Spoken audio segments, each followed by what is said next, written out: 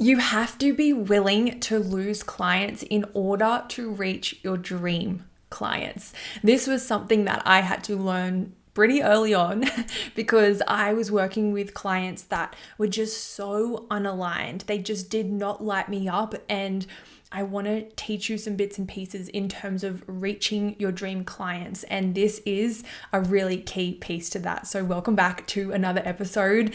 I want this to be a short, sharp, tangible, and even just like a mindset perspective shift when it comes to dream clients. So I have so many conversations around how do I reach those people that light me up, those people who are paying what I want to be charging. How do I reach those people who just get it, right? You know the client that you want to reach, or maybe you don't, and that's where I can help in Dream Client Clarity Masterclass. But it's like you're here, you are talking to these people, you are presenting yourself for these people, and it's like you want to make this shift.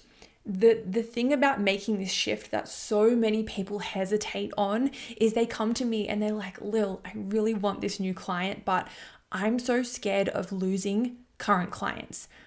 I'm so scared of losing sales or having a dip in income or whatever it looks like when you're in that transition phase. And I call it that transition phase because you'll find that this phase comes up time and time again in business, over and over and over again, in different sort of capacities, not always with dream clients, but in different parts of business, because we're evolving, we're changing, we're moving. There's going to be times when we have a phase where we're going from A to B, or it's really A to Z, right? Sometimes it feels like this big, massive transition.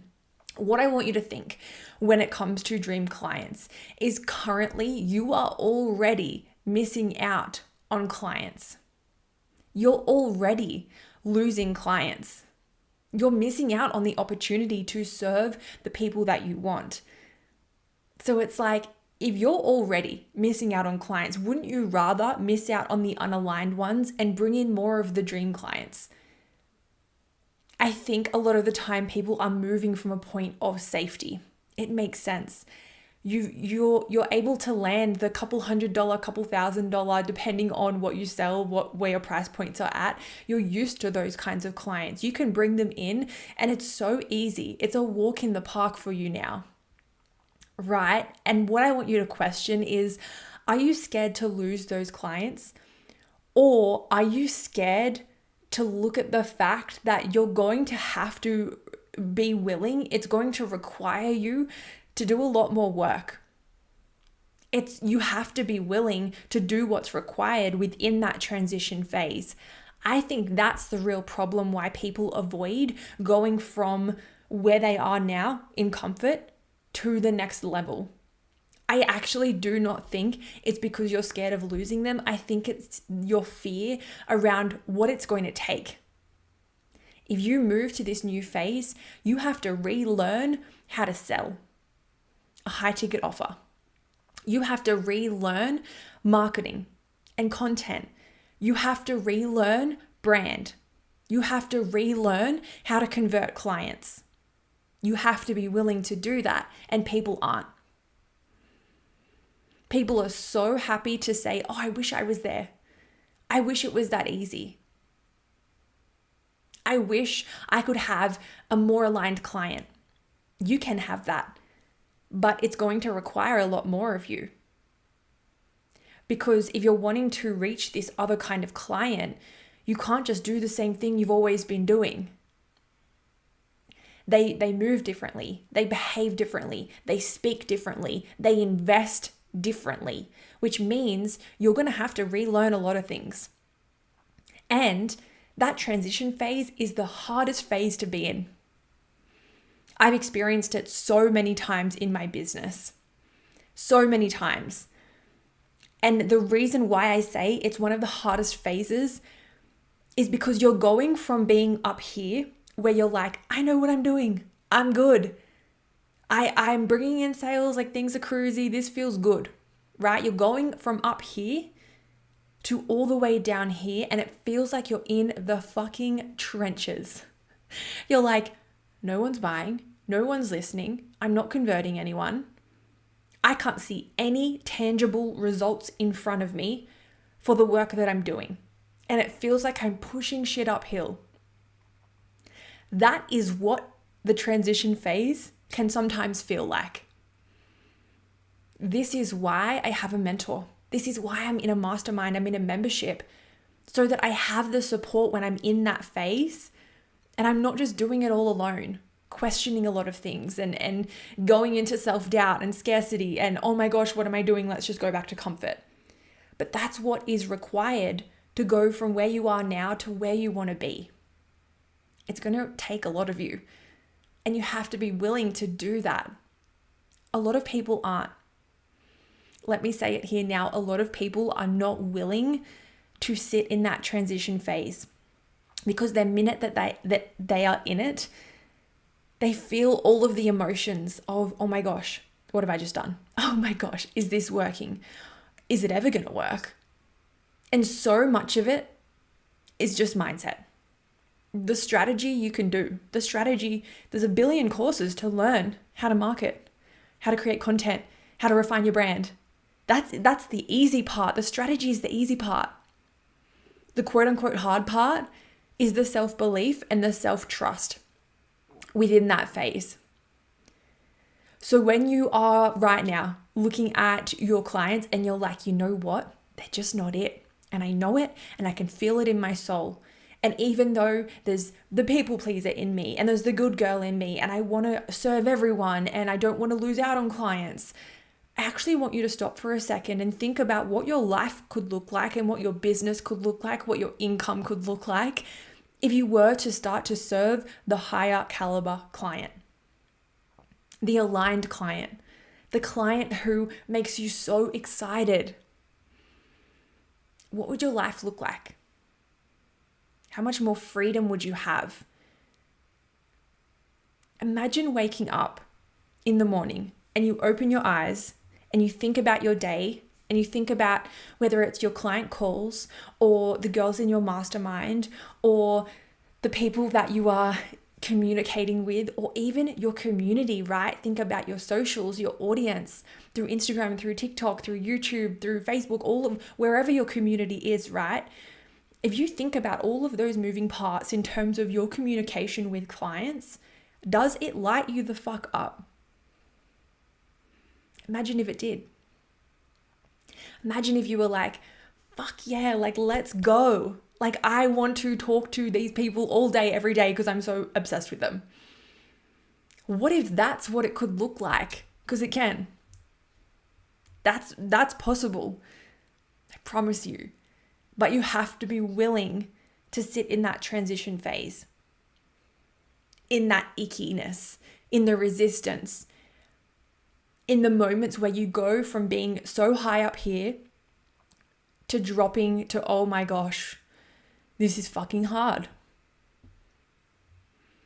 Because currently you have an offer suite, a product, a service, you have content, you have brand that speaks to the client that you're currently serving. To transition to the new client, it doesn't look like just deciding it and declaring it. It looks like changing your messaging. It looks like maybe switching up and refining your brand. It looks like changing your beliefs and your presence and the way that you speak and your language and your frequency.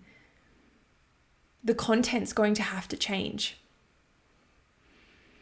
Your clarity around who you're serving has to change. Your offer suite has to change.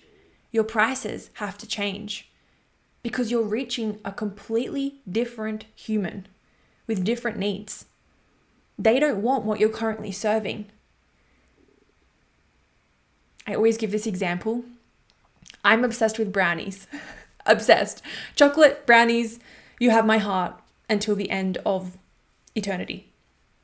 And I imagine that I'm walking through a shopping mall and there's all these cafes, right? I want a brownie. I am for the cafe who is selling brownies. If I walk into this cafe over here and they only have muffins, they might be the best cafe in the world.